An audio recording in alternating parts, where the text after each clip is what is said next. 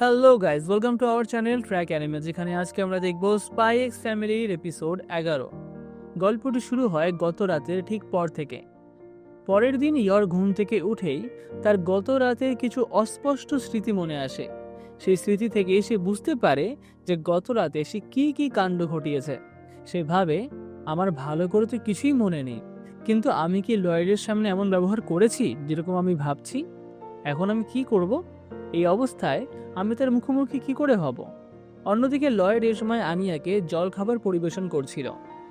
সে বলে, তাড়াতাড়ি করে খেয়ে নাও, তোমাকে এখনো পোশাক পরতে হবে, মনে আছে তো তোমার আজকে বেকির সঙ্গে ঘুরতে যাওয়ার কথা? আনিয়া এই কথা শুনে খুবই খুশি হয় এবং বলে, আজ আমি বেকির সাথে চিড়িয়াখানায় যাব। এরপর সেখানে বেকি আর মার্থা চলে আসে। বেকি আনিয়া এবং লয়েডকে গুড মর্নিং জানায়। লয়েডও বেকিকে হাসি মুখে গুড মর্নিং বলে। তখন বেকি লয়েডকে জিজ্ঞাসা করে, আপনি কি দুপুরের খাবার খেয়েছেন? আপনি কিন্তু চাইলে আমাদের সাথে যোগ দিতে পারেন, আমাদের রাঁধুনি খুব ভালো রান্না করেছে। কিন্তু তখনই মার্থা তার মুখ চেপে ধরে এবং লয়েডের কাছে এই জন্য ক্ষমা চায়। লয়েড বলে, না না, আমি কিছু মনে করিনি, আর আনিয়াকে নিয়ে যাওয়ার জন্য ধন্যবাদ। এরপর বেকি আরও কিছু বলার চেষ্টা করে, কিন্তু মার্থা থেকে তাড়াতাড়ি নিয়ে যায়, আর আনিয়া লয়েডকে তাড়াতাড়ি বাড়ি ফিরতে বলে। উত্তরে লয়েড বলে, বাইরে তুমি যাচ্ছ, আমি না। এরপর ইয়র চুপি চুপি পা টিপে নিজের ঘর থেকে বের হয়, যাতে লয়েড জানতে না পারে। কিন্তু লয়েড তাকে দেখে ফেলে এবং তাকে শুভ সকাল জানায়। সে জিজ্ঞাসা করে, তুমি কি করছো? হঠাৎ তাকে দেখে ইয়র চমকে যায়। লয়েড বলে, মনে হচ্ছে আজ তুমি বেশিক্ষণ ঘুমিয়েছ। এই কথা শুনে ইয়র দুঃখ প্রকাশ করে। লয়েড মনে মনে ভাবে, গত রাতে তো ও স্বাভাবিকের থেকে একটু বেশি ড্রিঙ্ক করে ফেলেছিল, সম্ভবত ও খুব খুশি ছিল। ইয়রের তার বন্ধুদের আগের দিনের কথা মনে পড়ে, যেখানে তার বন্ধুরা বলেছিল একে অপরের প্রতি অভিযোগ থাকাটা খুবই স্বাভাবিক। ইয়র ভাবে, লয়েড কি এইমাত্র আমার বেশি ঘুমানো নিয়ে অভিযোগ করলো? সম্ভবত ওরা ঠিকই বলেছিল, তার মানে আমারও এখন অভিযোগ করা উচিত। লয়েড তাকে দেখে ভাবে, আমার জন্যই কি ও বেশি ড্রিঙ্ক করেছিল? ওর মুখ দেখে তো এটাই মনে হচ্ছে। লয়েড ভাবে, এর চেয়ে ভালো আমি নিজেই ওকে জিজ্ঞাসা করি। লয়েড বলে, যদি তোমার আমাদের সম্পর্ক নিয়ে কোনো অসুবিধা থাকে তবে তুমি নিঃসংকোচে আমাকে বলতে পারো। এই কথা শুনে ইয়র অবাক হয়ে যায় আর ভাবতে থাকে, তাহলে এটা সত্যি? আমার অভিযোগ না করাটা লয়েডের কাছে অভিযোগে পরিণত হয়েছে। ইয়র ভাবে, কি বলবো বুঝতে পারছি না। কিন্তু তখনই সে বলে, আমি আপনার সাথে একদমই খুশি নই।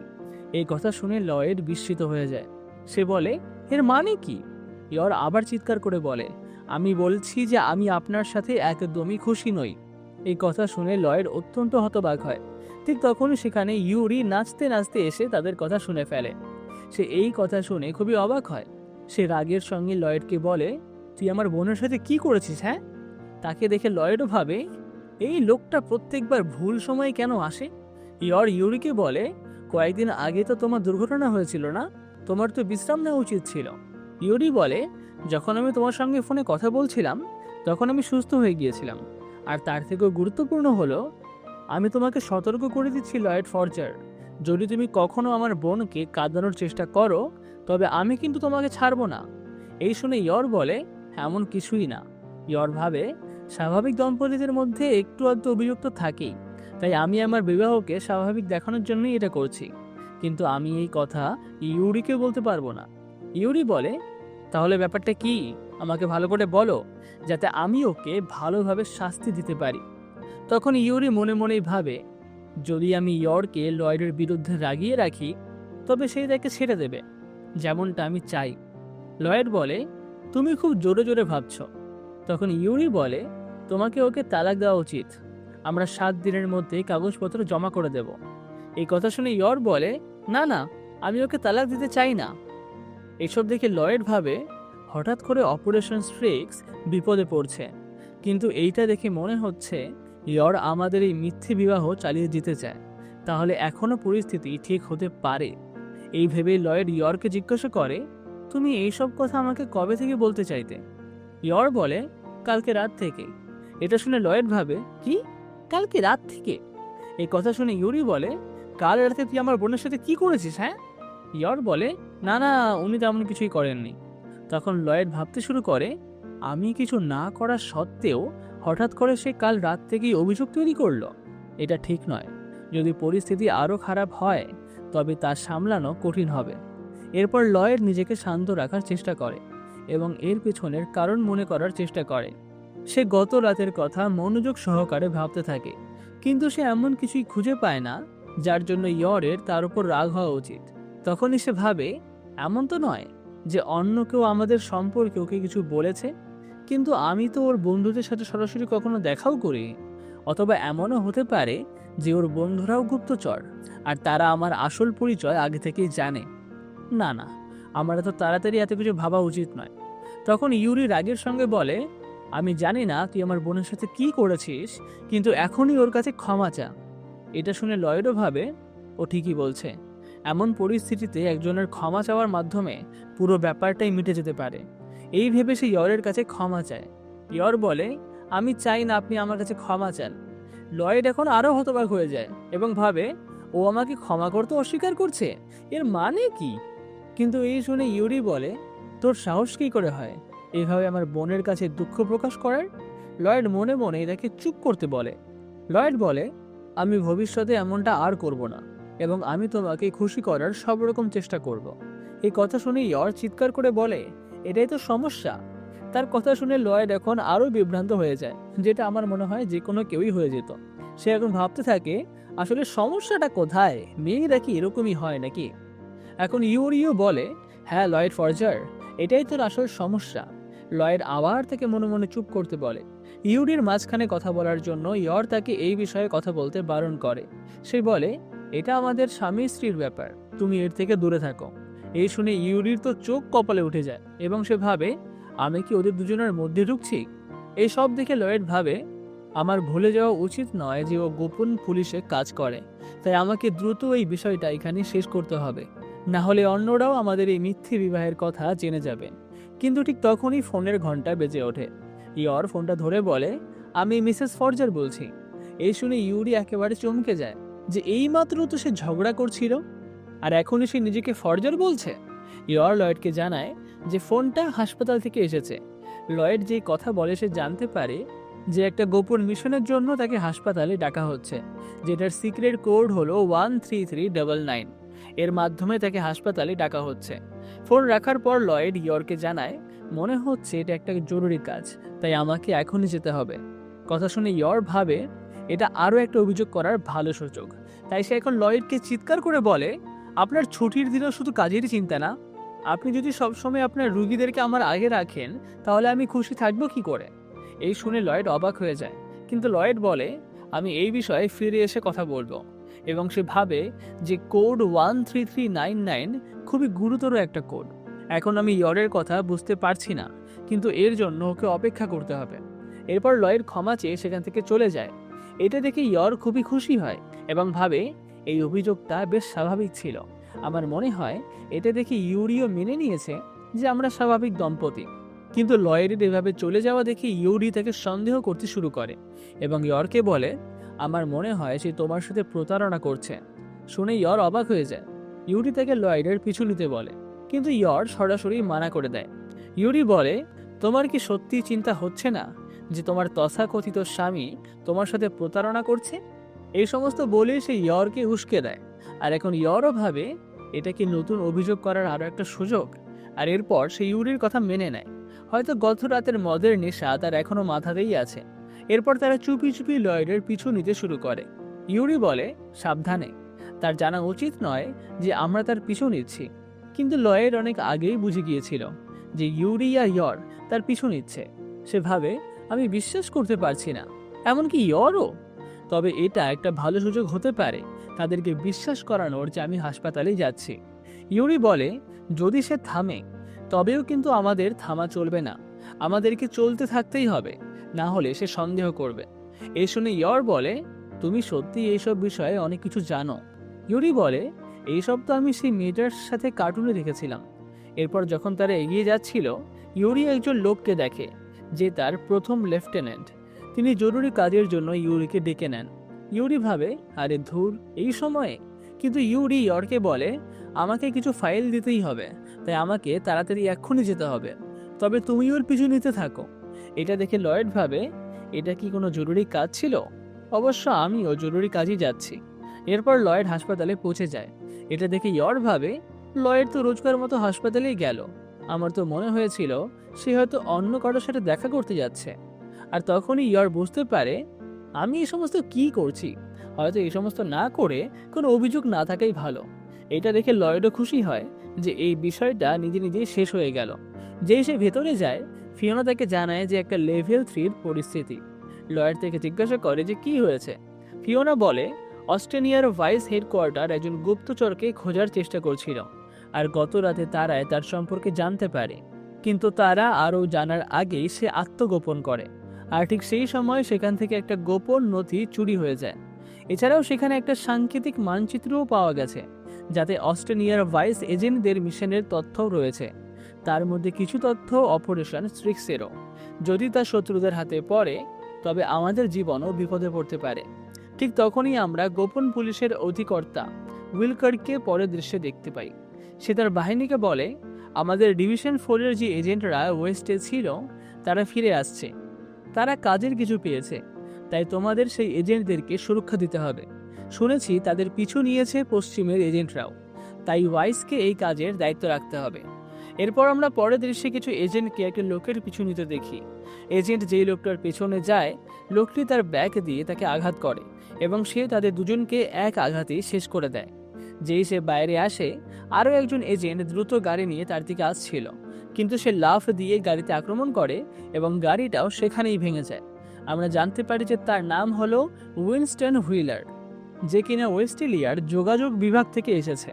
আর একই সাথে সে অস্ট্রেলিয়ার জন্য গোপন কাজ করে এবং পশ্চিমের তথ্য পূর্বে পৌঁছায়। এই শুনে অন্য এজেন্ট বলে, আরে বাবা, হেডকোয়ার্টারের লোকদের কি হলো, বড় বড় সব কথা বলে, কিন্তু তাদের দ্বারাই গুপ্তচর ধরা যাচ্ছে না। লয়েড বলে, পূর্বে আসার আগে আমি একবার হুইলারের সাথে কাজ করেছিলাম, আর সে অত্যন্ত চালাক একটা এজেন্ট। তারা কি করে ভাবতে পারে যে আমরা তাকে সহজেই খুঁজে নেব? ফিওনা বলে, আমার মনে হয় যে বর্ডার পার করে ওয়েস্ট ইন্ডিয়ার উত্তর দিকে সে এখন কোথাও আছে, যদিও এখনো পর্যন্ত তার কোনো খোঁজ মেলেনি। এজেন্ট বলে, শোনা যাচ্ছে যে গোপন পুলিশের সাথে হোটেল সেলিব্রিটিতে সে বৈঠক করবে। ফিওনা থেকে জিজ্ঞাসা করে, এই খবরটা কি পাকা? এই শুনে এজেন্ট বলে, হুইলার একা গুপ্তচর নয়, আমাদেরও কিছু গুপ্তচর আছে যারা তাদের ভেতরেই রয়েছে। শুধু সাবধানে কাজ করো, কারণ তারা জানবে যে ভাইস এই কাজে অবশ্যই ঢুকবে। লয়েড বলে, তাহলে হয়তো এটা ইউরির হঠাৎ চলে যাওয়ার কারণ হতে পারে, কারণ গোপন পুলিশও এই কাজে লেগে আছে। লয়েড এখন ফিওনাকে বলে, আমাদেরকে যেভাবেই হোক তাকে থামাতে হবে, না জানি কত ভাইস এজেন্টের জীবন বিপদে পড়তে পারে। এই শুনে ফিওনা বলে, তাহলে তো আমাদের সমস্ত অপারেশন বন্ধ করে দেওয়া উচিত, আমরা এটা আবার শুরু করতে পারি। লয়েড বলে, পাগলের মতো কথা বলো না, যদি আমরা আবার এমন করি তবে ডেসবান্ডের কাছে পৌঁছাতে আমাদের আবার বছরের পর বছর লেগে যাবে। সিলভিয়া আমাদের নথিটি ফিরিয়ে আনতে বলেছেন, আর আমরা সেটাই করব। এরপর তারা গোপন পুলিশের এলাকায় প্রবেশ করে এবং আমাদের সেখানকার রেল স্টেশন দেখানো হয়, যেখানে ইউরি এবং বাকি সমস্ত গোপন পুলিশরাও ছদ্মবেশে ঘুরে বেড়াচ্ছে। ক্লয় তাকে জিজ্ঞাসা করে, এটা তো আমাদেরই দেশ, তাই না? তাহলে আমরা এমন পোশাকে কেন ঘুরছি? ইউরি বলে, আমি কি করে জানবো? এর ওপরে অন্য অফিসার বলে, আসলে ডিরেক্টরের মতে ওপর থেকে আমরা এই অপারেশনের আদেশ পাইনি। এই শুনে ইউরি অবাক হয়। অফিসার বলে, এখনকার পরিস্থিতি অনুযায়ী তারা এমন বিপজ্জনক কোনো অপারেশন করতে চাইছে না, আর আমার মনে হয় তারা আন্তর্জাতিকভাবে নিজেদের ভাবমূর্তি রক্ষা করতে চাইছে। কিন্তু আমি জানি না ডিরেক্টর কেন এর চিন্তা করছেন। প্রথম লেফটেন্যান্ট বলে, যাই হোক না কেন, আমাদের অন্যদের নজরে আসলে চলবে না। আর এছাড়াও যদি ওয়াইস এতে ঢোকে তাহলে টয়লাইটও সামনে আসতে পারে, তবে এটা তাকে ধরার আমাদের একমাত্র সুযোগ হবে। অন্যদিকে এজেন্ট তাদের পরিকল্পনা বোঝাতে গিয়ে বলে যে রেড 2 আর রেড 3 হব আমি আর নাইটফল, যারা ব্লু টিমের সাথে হুইলারের ওপর নজর রাখবে। রেড 4 ব্যাকআপ হিসেবে তার পয়েন্ট B7-এ অপেক্ষা করবে। এজেন্ট টয়লাইটকে বলা হয়, এটা একটা খুবই বিপজ্জনক মিশন, আর তুমি এখানে গোপন পুলিশদের সময় নষ্ট করবে। টয়লাইটও তার কথা বুঝতে পারে। এর পরের দৃশ্যে আমরা সেই গুপ্তচর হুইলারকে দেখি, যে ফোনে কথা বলছে। ফোনে রেখে সে হোটেলের ছাদে যায় আর সেখান থেকে সবার উপর নজর রাখতে শুরু করে। যখন সে বাইরে কোনো গন্ডগোল দেখতে পায় না, তখন সে তার বেশ পরিবর্তন করে এবং ইউরির কাছে যায়। ইউরি একটা বইয়ের দোকানের কাছে বই পড়ছিল। হুইলার তাকে বলে, তুমি কি নতুন যোগদানকারী? এটা শুনে ইউরি অবাক হয় আর তার দিকে দেখতে থাকে।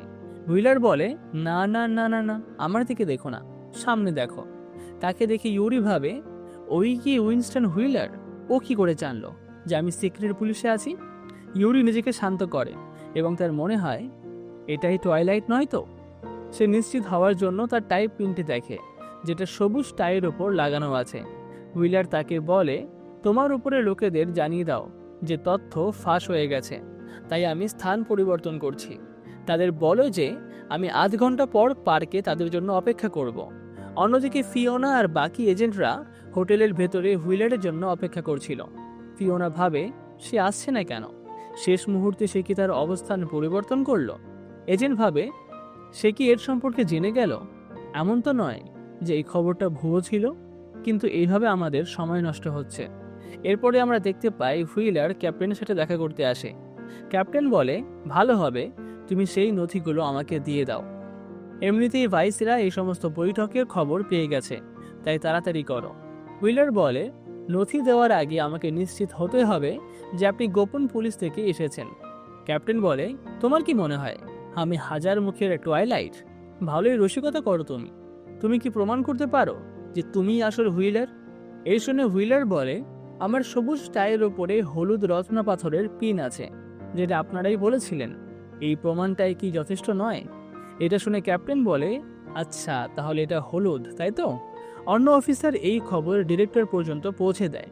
এটা দেখে হুইলারের কিছু একটা গোলমাল বলে মনে হচ্ছিল।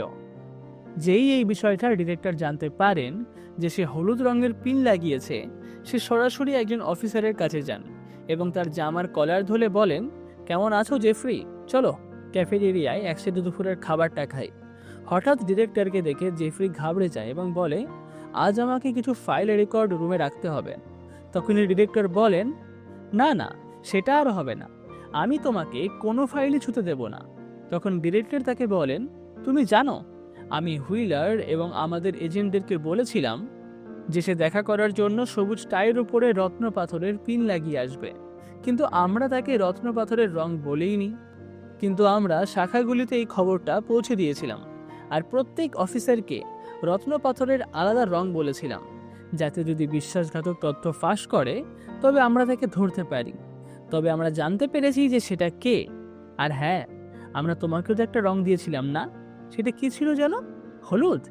আচ্ছা, তার মানে তুমি ওয়াইসের গুপ্তচর, তাই তো? এইভাবেই শেষ হয় আমাদের এই পর্ব। এর পরবর্তী পর্বে আমরা টুয়াইলাইট আর ইউরির লড়াই দেখতে পারবো, যেটা দেখার জন্য চ্যানেলটাকে সাবস্ক্রাইব এক্ষুনি করে রাখুন। আর এই ভিডিওটি ভালো লাগলে ভিডিওটিতে লাইক, কমেন্ট আর শেয়ার অবশ্যই করবেন। তাহলে দেখা হচ্ছে পরবর্তী পর্বে।